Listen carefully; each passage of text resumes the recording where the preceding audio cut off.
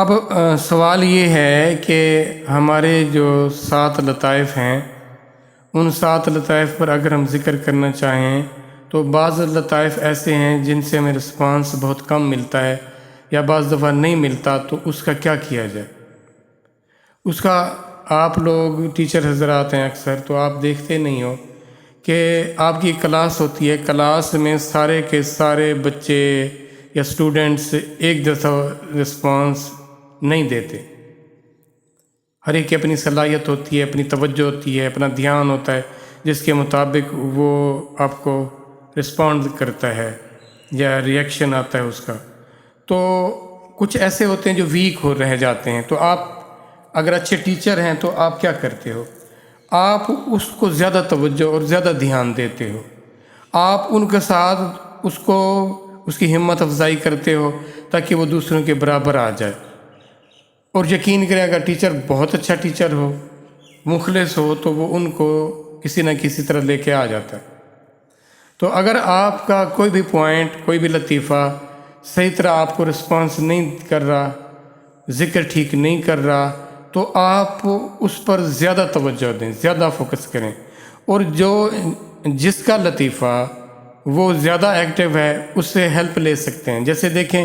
بعض دفعہ آپ کو سبق یاد نہیں آتا یا کوئی مشکل پیش آتی ہے تو آپ کسی سے ہیلپ لیتے ہیں اور کہتے ہیں دیجیے مجھے یہ بتائیں، یہ سمجھائیں، مجھے یہ سبق یاد کرا دیں۔ تو اس طرح آپ خود بھی اس پر زیادہ فوکس کر سکتے ہو۔ اگر پھر بھی معاملہ ٹھیک نہیں ہو رہا تو اس سے آپ ہیلپ لے سکتے ہو، وہ آپ پر توجہ دھیان دے کر آپ دیکھیں اجتماعی ذکر کی ایک خوبی یہ بھی ہے کہ اللہ کی رحمت برکت نسبتاً زیادہ آتی ہے۔ اور اگر دیکھیں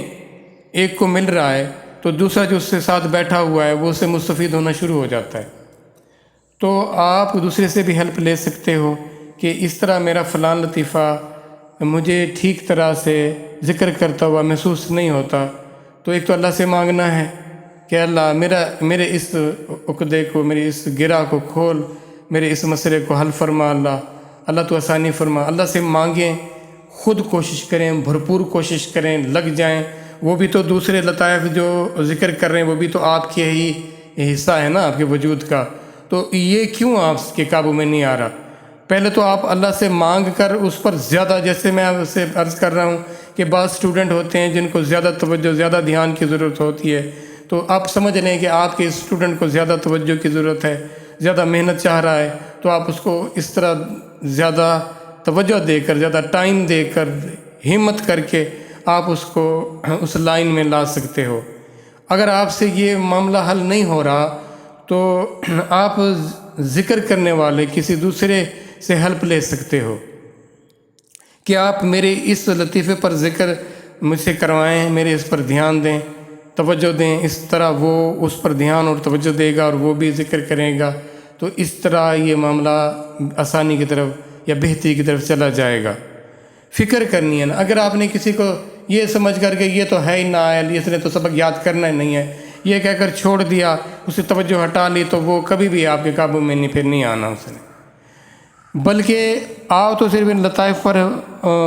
ہمت کرنی چاہیے،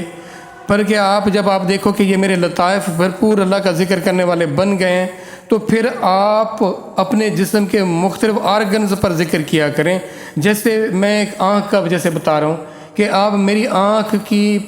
اندر سے جو وائٹ ہے حصہ وہ کر رہا ہے، اب یہ جو اندر بلیکش یا براؤنش جو اندر گول دائرہ وہ کر رہا ہے، پھر اس کے اندر بیچ میں ایک اور نقطہ سا ہوتا ہے وہ کر رہا ہے، میری یہ پلکیں کر رہی ہیں، ٹھیک ہے، میری اب بھویں کر رہی ہیں، تو اس طرح میرے انگلیوں کے پور کر رہے ہیں، یہ میرے ناخن کر رہے ہیں اللہ کا ذکر۔ تو آپ اپنے جسم کے ایک ایک آرگن پر اسی طرح جیسے آپ نے باقی لطائف پر توجہ دھیان دیا اور آپ کو محسوس ہوئے، یقین کریں آپ کا ذرہ ذرہ رواں رواں آپ کو رسپانس دے گا،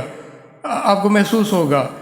اس سے بھی آگے جائیں اور آپ کہیں کہ اس کائنات کا ذرہ ذرہ اللہ کا ذکر کر رہا ہے، اور دیکھیں پہاڑوں کا ایک ایک ذرہ، صحراؤں کا ایک ایک ذرہ، مٹی کا ایک ایک ذرہ، ٹھیک ہے نا، کوئی درخت ہے جہاں کسی سبزے میں بیٹھے ہیں تو اس کا ایک ایک جو سیل ہے اس پودے کا، وہ سارے کے سارے مل کر پوری کائنات اللہ کے ذکر میں لگی اور اپنی طرف سے ذکر کر رہی ہے۔ یہ کوئی جھوٹ نہیں ہوگا،